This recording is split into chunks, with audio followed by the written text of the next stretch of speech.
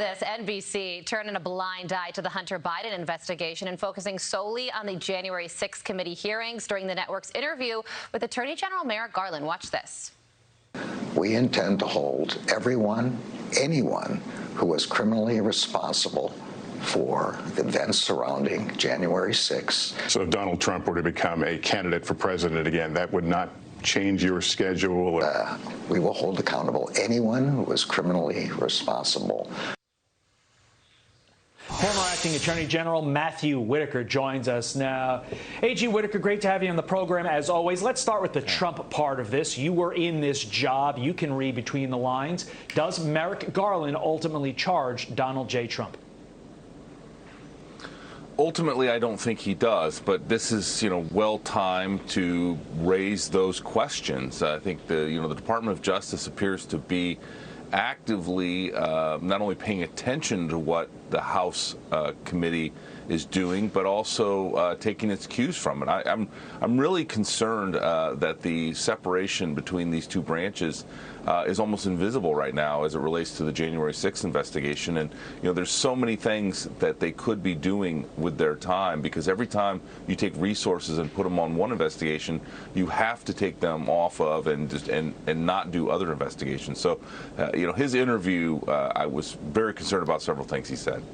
Well, the top Republican, let's move on to the Hunter Biden investigation now. In the Senate Judiciary Committee, Chuck Grassley is accusing really the FBI of sort of downplaying some shady business dealings by Hunter Biden while elevating the investigation into Donald Trump. And apparently a whistleblower told Grassley that there was a widespread effort by the FBI to label negative information about Hunter Biden as disinformation ahead of the 2020 presidential election. Take a listen to this.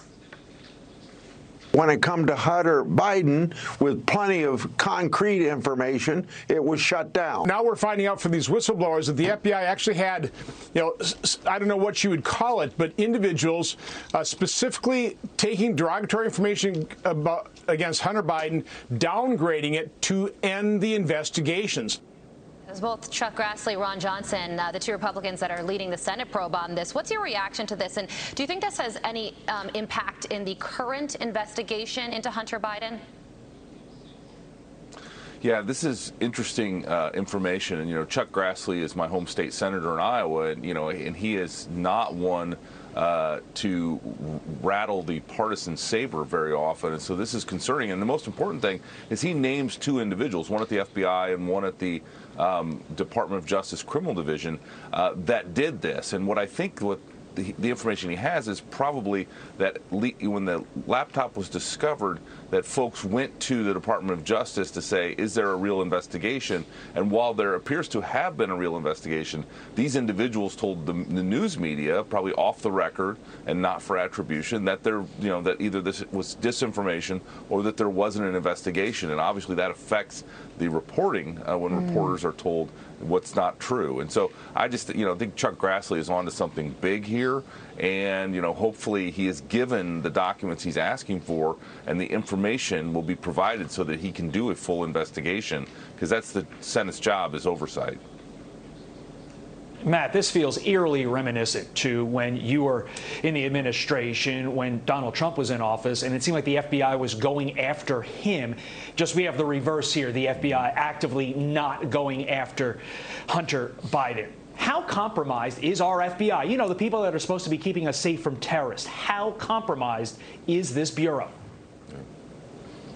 Yeah, I've said several times that Chris Wray needs to get this partisan nature and any political bias out of the FBI. In this example we were just talking about, this FBI agent that Chuck Grassley's asking questions about had very derogatory social media postings, which, again, makes no sense why an FBI agent would be on social media doing politics, but was. And so these are the kind of things that raise questions, and I think Chuck Grassley is absolutely right. And my point as well is that the FBI and the Department of Justice needs to be above politics. And right now, especially this January 6th investigation, but and the Hunter and Biden investigation, appear to have a partisan tint to it, and it's not good for the rule of law and the long-term success of the Department of Justice.